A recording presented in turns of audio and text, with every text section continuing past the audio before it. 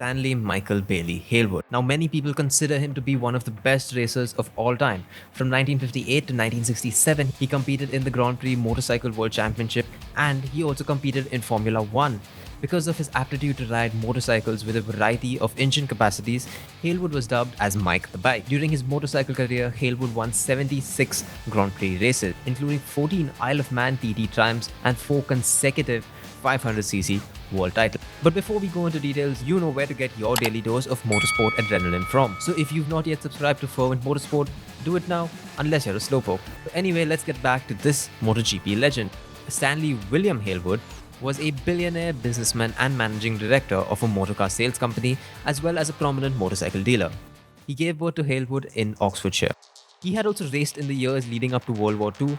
Hailwood grew comfortable in the environment, learning to ride a mini bike as a tiny child in a field near his house. He went to a couple of schools, but then he was sent to assist the family company and he was off to triumph motorcycles by his father. He first witnessed a race with his father when he was just 10 years old. He saw the Isle of Man TT race in 1956, but he raced the first time on April 22, 1957, finishing 11th. He won the ACU Stars in the 125, 250 and 350cc classes in 1958, earning him the Pin Hart Prize, which is given annually to a young biker under the age of 21 who had the most outstanding achievements in the motorcycling sport. He won the Turkeston 500 endurance race with Dan Shorey and landed a podium in 4 different TT classes. In 1961, Hailwood had signed a contract with Honda, a young Japanese manufacturer. He became the first man in the history of the competition to win 3 races in 1 week.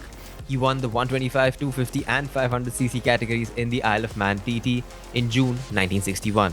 But when his 350 AJS failed due to a broken pin while leading, he lost the chance to win a 4th race. He would won the 1961 250 World Championship while riding a 4-stroke 4-cylinder Honda. Hailwood joined MV Agusta in 1962 and went on to win 4 500 World Championships in a row, making him the first driver to do so. Hailwood achieved a new 1-hour speed record at the MV 500 in February 1964 during preparation for the US Grand Prix.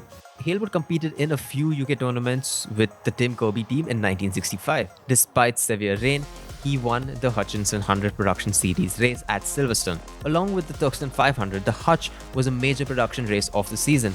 Therefore, it was critical for manufacturers to demonstrate the racing potential of their new model's official works teams. It was critical for manufacturers to demonstrate the racing potential of their new models.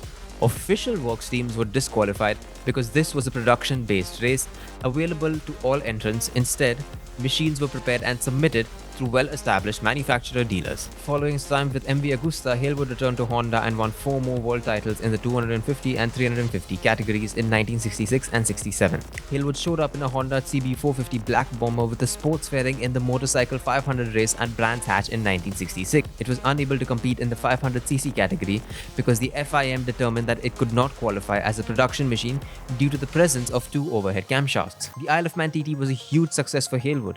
He won the 1967 Senior TT against his great rival Giacomo Agostini in what many historians believe to be the most spectacular Isle of Man race of all time.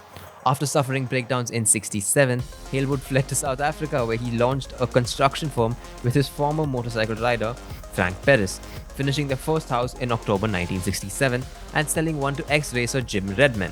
Hailwood told motorcycle mechanics that even though Honda's machinery was not appropriate, he would go elsewhere, preferring to retire early, and that he would finish the 1968 season in any case. Honda pulled out of the Grand Prix in 1968 but paid Hailwood £50,000, that's equivalent to almost 8.3 crores in today's money. They paid him that amount not to compete for any other team in the hopes of maintaining him as a rider when the sport resumed. During 68 and 69, Hailwood continued to ride for Honda in select race meetings without World Championship status. He sometimes wore an unfamiliar plain silver helmet, including a 500cc engined machine with privately commissioned frames. In 68, Hailwood rode a Honda in the post-TT race at Mallory Park, and in 69 he rode a Sealy in the Mallory Park race of the year. With no other factory teams available to fight against MV Agusta, Hailwood decided to pursue a career in car racing.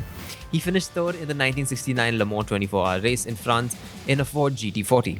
He went on to compete in Formula One and other classes of automobile racing after his motorcycling career ended, becoming one of the few people to race at the Grand Prix level in both motorcycle and car racing. In 1970, Hailwood was enticed back into bike racing by the BSA squad, this time riding a rocket as a part of the powerful BSA Triumph team at the Daytona 200 race in Florida. The machine quickly failed due to overheating after being positioned at the front of the field. At the 71 Daytona 500, Hailwood rode the BSA once more, qualifying on the front row. He was in the lead at the time, but he crashed again as his career slowly started fading away. In 1981, Hailwood was unfortunately killed in a car accident in England. However, he still is the MotoGP legend we have never forgot about. So that was a MotoGP legend. In case we missed out anything on his life, or in case you like us to cover anyone else in the future series, do let us know.